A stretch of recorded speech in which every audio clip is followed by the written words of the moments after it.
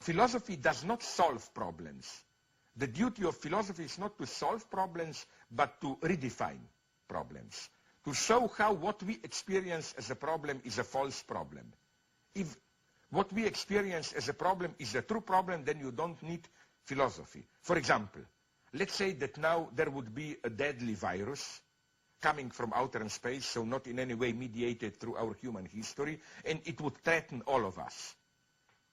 We don't need basically philosophy there. We simply need good science desperately to find. We would desperately need good science to find a solution to stop this virus. We don't need philosophy there because the threat is a real threat directly. You cannot play philosophical tricks and say, no, this is not the truth. You know what I mean? It's simply our life would be in, or, okay, the more vulgar, even simpler science fiction scenario. It's kind of Armageddon or whatever, no deep impact, a big comet threatening to hit Earth. You don't need philosophy here. You need, I don't know, to be a little bit naive, I don't know, strong atomic bombs to explode, maybe. I think it's maybe too utopian, but you know what I mean. I mean, the threat is there, you see it. In such a situation, you don't need philosophy.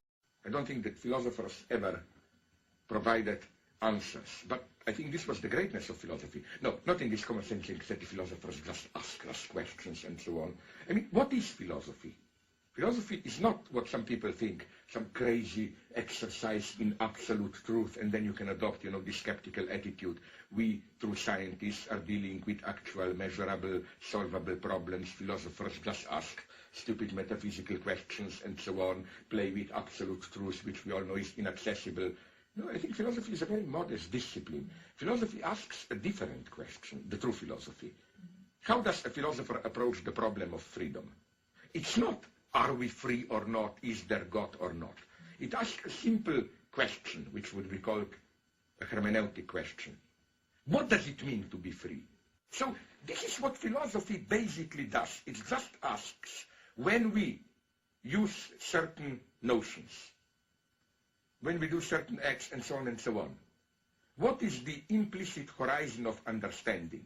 It doesn't ask these stupid ideal questions, is there truth?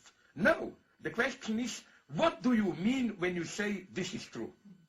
So you can see, it's a very modest thing, philosophy. Philosophers are not the madmen who search for some eternal truth and so on and so on.